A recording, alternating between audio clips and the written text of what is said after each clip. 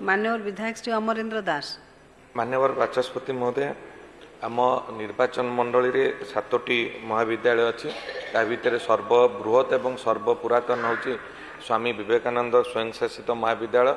मु सर्वप्रथमे मंत्री महोदय को धन्यवाद देवी जे से हॉस्टेल दुईटर रिपेयरिंग 20 लाख टंका देइचंती जहाँकि पर्याप्त नुहे से प्रति ध्यान देवे कारण सान भाई मंत्री महोदय कही जे यहाँ टोकन मनी हिसाब से दिखाई 1 कोटी टंका रिपेयरिंग दिज्व ता केबे सुधा आसीबो। एवं सबुठारु बड़ कथा है जेहेतु आम कॉलेज 1963 रे एस्टाब्लिश होता एवं आज पर्यंत सबू हॉस्टेल गुराक जराजीर्ण अवस्था रही एवं जो लेडीज हॉस्टेल छात्री माने पढ़ुचंती पाखापाखि आम कॉलेज रो स्ट्रेंथ 6000 रु ऊर्ध्व हेबो एवं 3500 रु ऊर्ध्व छात्री पढ़ुचंती एवं 2500 रु ऊर्ध्व छात्र पढ़ुचंती।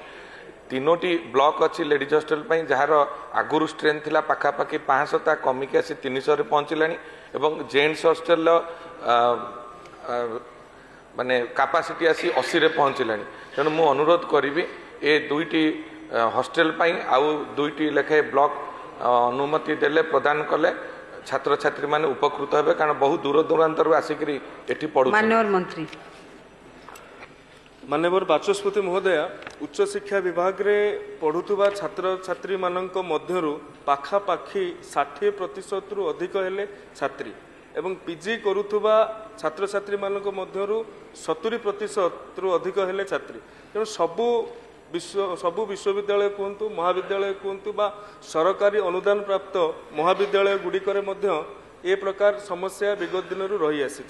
चलित वर्ष आमे अनेक कॉलेज मानू प्रदान करिछु जो भाव में Swami Vivekananda memorial autonomous college Jagatsinghpur एक ओडिशार ऑटोनोमस कॉलेज मानक भितर एक गुरुत्वपूर्ण ऑटोनोमस कॉलेज उभय संख्या दृष्टि एवं गुणात्मक शिक्षा दृष्टि तेणु जेतेबेले मान्यवर विधायक अनुरोध करथिले तांकर हॉस्टेल गुड़िकर मरामती पाई आमे तुरंत 20 लाख टंका सैंक्शन करिथिलु चलित वर्ष एवं एक संपूर्ण जो डीपीआर प्रस्तुत करा जाय कि निश्चित भाव में आसंता वर्ष को आमे सेथिपाई अर्थ व्ययबराद करिवु।